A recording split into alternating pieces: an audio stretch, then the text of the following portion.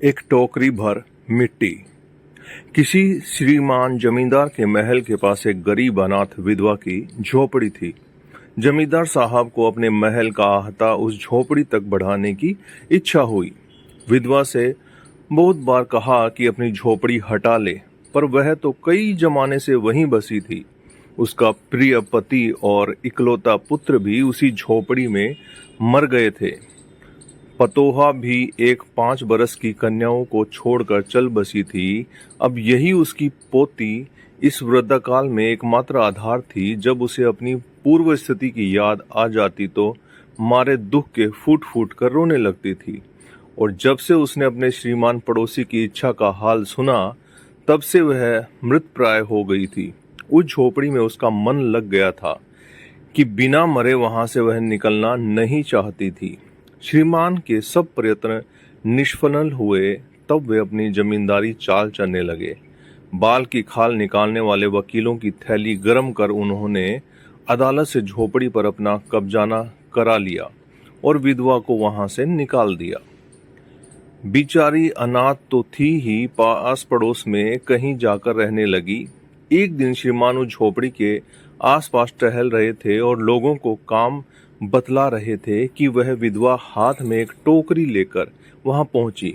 श्रीमान ने उसको देखते ही अपने नौकरों से कहा कि इसे यहां से हटा दो, पर वह गिड़गिड़ाती हुई बोली, महाराज, अब तो यह झोपड़ी तुम्हारी ही है, मैं उसे लेने नहीं आई हूं। महाराज क्षमा करें, तो एक विनती है। जमींदार साहब के सिर हिलाने पर उसने कहा, जब से यह झोपड़ी छूटी है तब से मेरी पोती ने खाना पीना छोड़ दिया है। मैंने बहुत कुछ समझाया, पर वह एक नहीं मानती। यही कहा करती है कि अपने घर चल, वहीं रोटी खाऊंगी। अब मैंने यह सोचा कि झोपड़ी में से एक टोकरी भर मिट्टी लेकर उसी का चूल्हा बनाकर रोटी पकाऊंगी। इससे भरोसा है कि वह रोटी खाने लगेगी। महाराज, कृपा करके आज्ञा दीजिए तो इस टोकरी में मिट्टी ले जाऊं। श्रीमान ने आज्ञा दे दी। विधवा झोपड़ी के भीतर गई। वहां जाते ही उसे पुरानी बातों का स्मरण हुआ और उसकी आंखों से आंसू की धारा बहने लगी। अपने आंतरिक दुख को किसी तरह संभाल कर उसने अपनी टोकरी मिट्टी से भर ली और हाथ में उठाकर बाहर ले आई। फिर हाथ जोड़कर श्रीमान से प्रार्थना करने लगी, महाराज, कृपा करके इस टोकरी को जरा हाथ लगाइए, जिससे कि मैं उसे अपने सिर पर धर लूं। जमींदार साहब पहले तो बहुत नाराज हुए, पर जब वह बार बार हाथ जोड़ने लगी और पैरों पर गिरने लगी तो उनके मन में कुछ दया आ गई। किसी नौकर से ना कहकर आप ही स्वयं टोकरी उठाने लगे। ज्यों ही टोकरी को हाथ लगाकर ऊपर उठाने लगे, त्यों ही देखा कि यह काम उनकी शक्ति के बाहर है।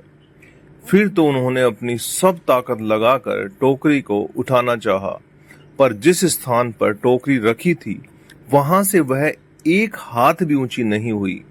वह लज्जित होकर कहने लगे, नहीं, यह टोकरी हमसे नहीं उठ पाएगी।